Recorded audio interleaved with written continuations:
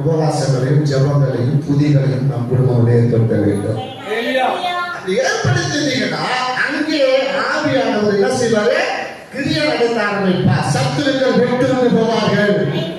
சத்துருக்கள் வெட்டுண்டு போவார்கள். ஒரு விவாதமா எப்படியாப்பட்ட வல்லமை வந்தாலும் கர்த்தர் ஒன்று விடாம நிர்மூலமாக்கிடுவார். அவங்க ஒன்று விட அரிசி போட்டுவாரு. அவர் இல்லை என்று அவர்களை பின்னிட்டு ஓடுபடி கண்டு செஞ்சிடுவார். அவங்க வெட்டப்பட்டு தூரத்தில் நிற்பார்கள். வேணாம், அவங்க போவேணாம். அவங்க அபிஷேகம் பெற்றவர். அவங்க அபிஷேகம் பெற்றவர்கள். எதியா பேசுறாங்க. அந்த செங்கடலை நடந்து வராங்க. அந்த பிணத்து செங்கடலை பிணந்து கரையேறி வந்து திரும்பி பார்க்கறாங்க.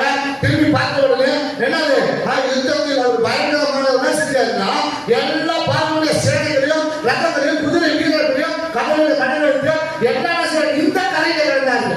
அந்த கரையில இல்ல, இந்த கரையில நடந்தது காட்டுறாங்க. எங்க செங்கடலை விட்டு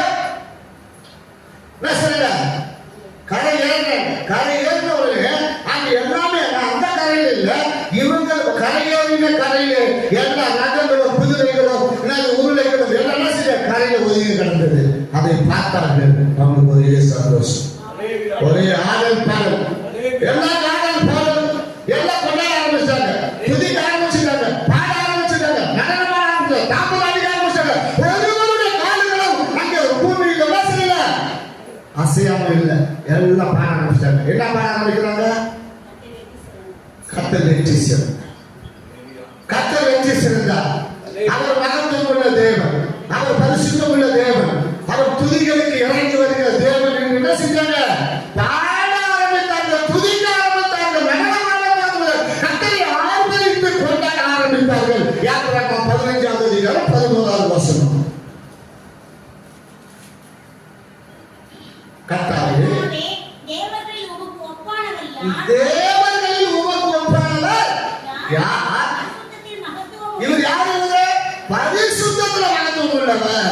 அப்ப தேவனுடைய பிள்ளை யாரா இருக்கணும்? பரிசுத்தத்துல மகத்துவம் உள்ளவராய் காணப்பட வேண்டும். நீங்க பரிசுத்தத்துல மகத்துவம் உள்ளவராய் மாறுவீங்கன்னு சொன்னா நீங்க துதிக்க ஆரம்பிச்சிருங்க. யாரும் உங்களை என்ன செய்வதில்லை, கட்டாயப்படுத்த வேண்டிய தேவையில்லை, வற்புறுத்த வேண்டிய தேவையில்லை. அப்போ நீங்கள் நானும் யாரு? பரிசுத்தத்தில் மகத்துவம் உள்ளவருடைய பிள்ளை, பரிசுத்தத்தில் மகத்துவம் உள்ள பிள்ளைகளா இருக்கிறபடினாலே நீங்களும் நானும் என்ன செய்ய ஆரம்பிச்சிருவோம்? துதிக்க ஆரம்பிச்சிருவோம்.